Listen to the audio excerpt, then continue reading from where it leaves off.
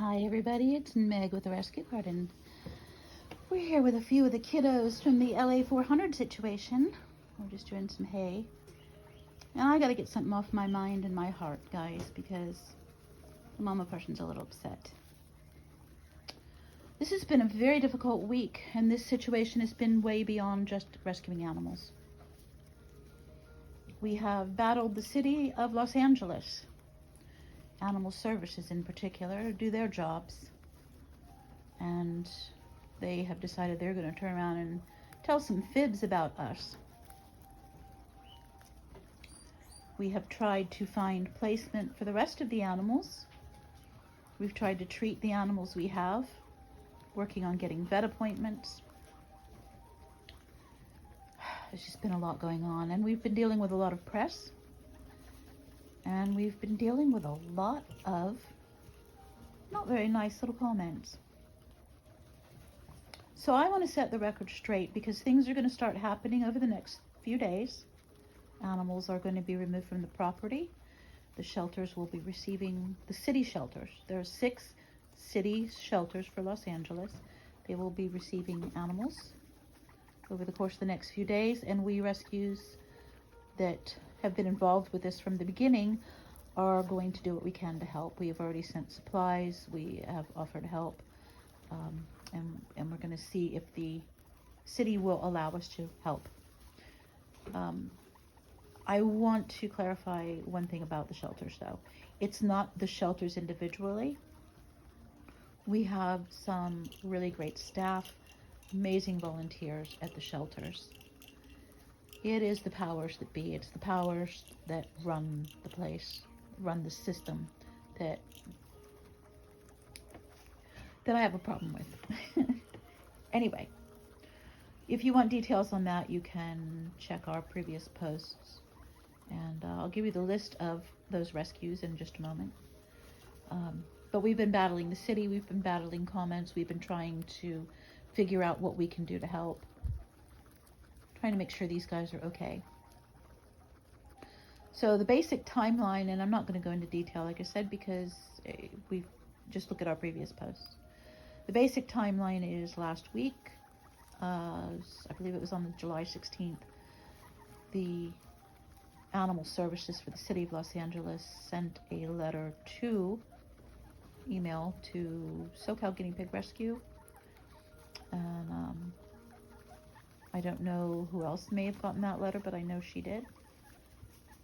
There were 200 animals on a property that needed to get off the property. Could we go out and handle it? Well, here's problem number 1, guys. We are just independent rescues, just people. We don't have any enforcement powers. We don't have any protections. If something happens, we don't have a way to be covered by some insurance. So what should have happened was the city animal control should have gone out, assessed the situation, secured the scene, make sure we would be safe going out there, and then asked us for help. But they didn't do that. Now they're lying and saying they did. They did not. There was a city council meeting last night where a whole bunch of people went out there and called in and asked a lot of questions. And so hopefully that's going to help the shelter system do better. So SoCal Guinea Pig Rescue contacted a few people,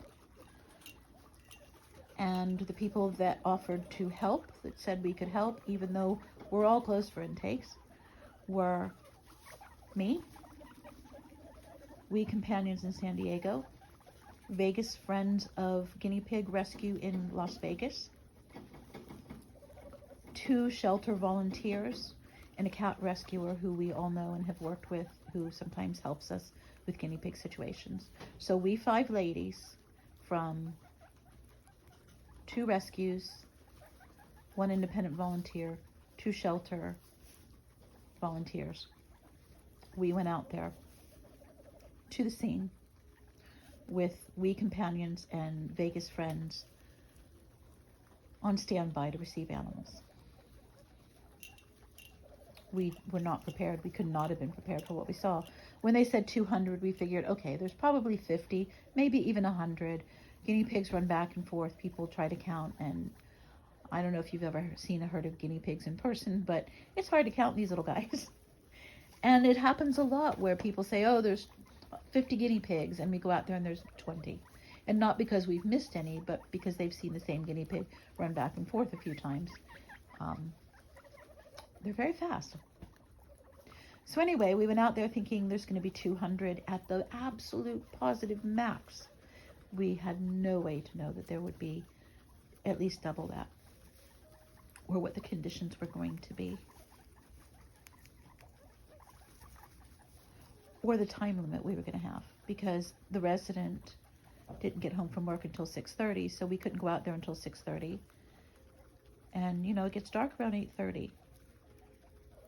The property was not only full of guinea pigs, but full of, you know, stuff that people have in their home, in their gardens. There were plants and shrubberies and patio furniture and cars and all kinds of stuff like that that we were having to get through.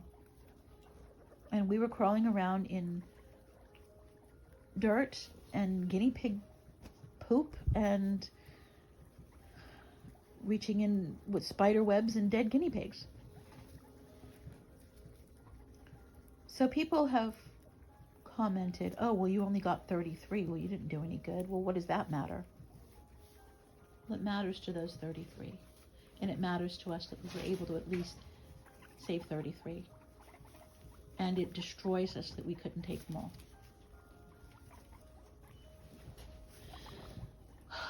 So we have spent the past week trying to find other situations for these guinea pigs to go to. We've contacted rescues out of state,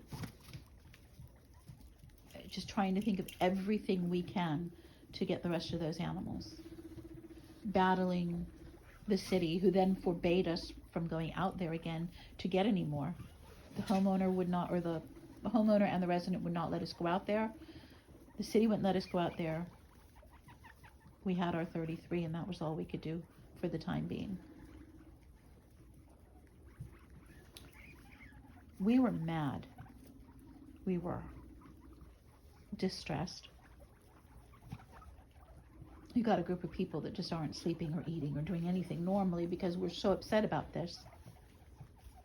And then we get accused that we only did this for the notoriety and the money, because SoCal Guinea Pig Rescue wrote a masterpiece press release because we were mad and this had to come out, and we were hoping that this would be the catalyst to change animal welfare, at least in the city of Los Angeles and hopefully far beyond. So they released a just masterpiece, really.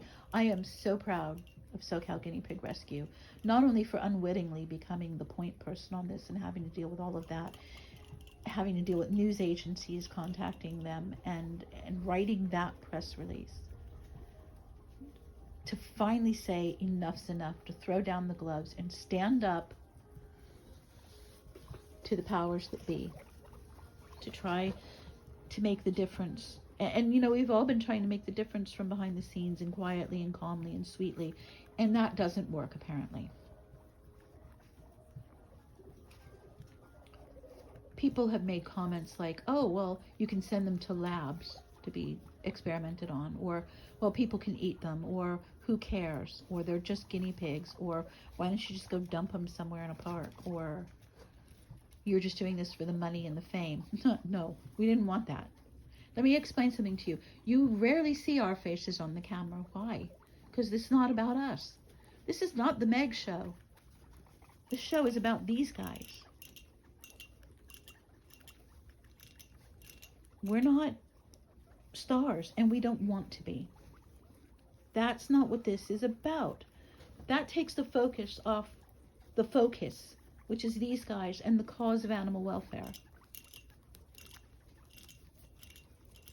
So no, we did not do this for the notoriety. However, we're glad for it in the degree that it will get the cause out and hopefully change things.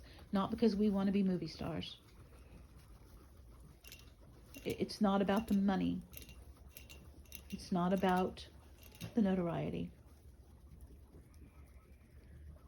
And then I'm hearing that other people are saying things like, well, you have to take all the females. It doesn't do any good to take a few. You have to take all of the females so they stop the breeding cycle. Otherwise, you don't do anything.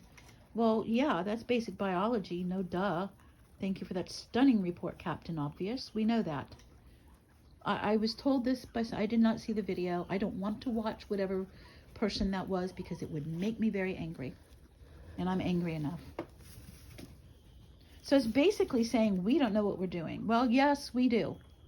We've been doing this for a while too. And we do know what we're doing. And we also know what we can and can't do. If we had a big facility like we dream about, we could have taken them all and it would have been no problem. But here's the problem. We don't. We are small independent rescues doing this from our homes. And then people are like, well, how come you didn't take them all? What are you going to do with the rest? Well, guys, we're not magic. Because we rescue animals, what do you think space and time and money just appears? It doesn't.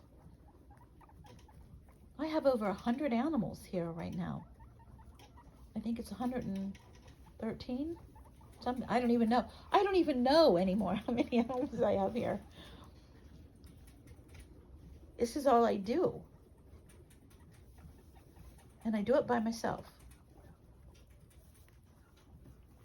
There are rescues that have a lot more animals. We Companions is a big rescue and they have a wonderful facility.